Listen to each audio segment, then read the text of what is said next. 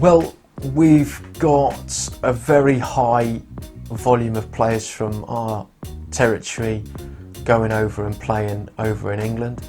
We've had 3 boys sign professional contracts from our programme, and when you consider the island is only 90,000 people, that's, I think, to my reckoning, that's quite high, and I think therefore that acknowledgement that those players have come through the programme and still endorse it and still want to be aligned with it even after signing professional deals shows the power of the programme, because they're now men making decisions about what's right for them, and if they still want to be exposed to the Brazilian soccer school syllabus as men having signed professional contracts, then I think that's as big an endorsement as we can have.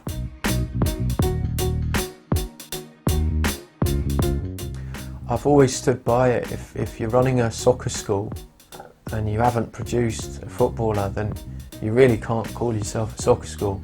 And initially the great hurdle that I had was we didn't have a huge amount of footballers produced, just by the sheer fact that we were young and we hadn't seen the syllabus come to fruition. It's like a series of waves coming in off the sea. A few have now landed, and now there's a whole new set of waves coming in behind, and it's fascinating watching it happen, and I'm convinced it's changing the landscape.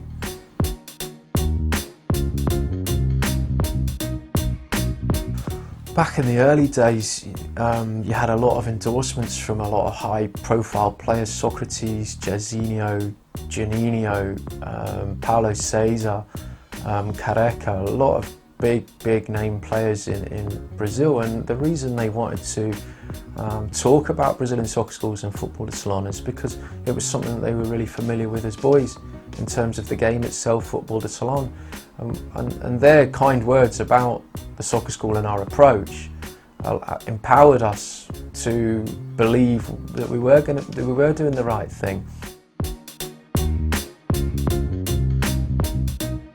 What happened with Southampton, and obviously the unbelievable academy that they produced, was the chairman at the time, Rupert Lowe. He wanted to basically make his academy as good as anywhere, and he looked at different ways in which he could improve his academy.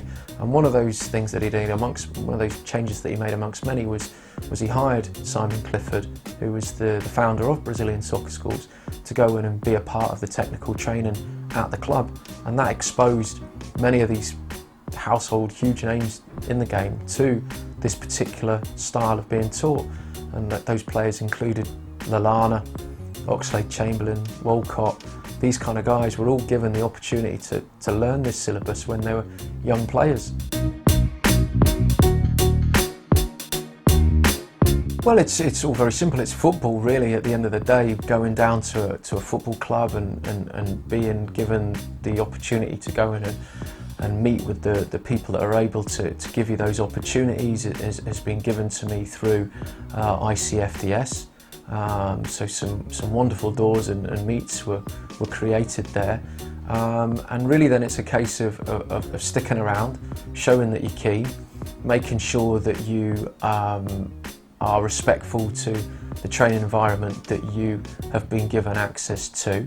But like anything, when you stick around long enough, people start to ask you what your beliefs are and what your thoughts are, and that's when you're able to go in and show what you can do. And if what you can do is liked and appreciated, then it's like anything, they want to see more.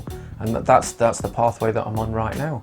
More and more of my work is being, or ICFDS's programme is being displayed out in Brazil.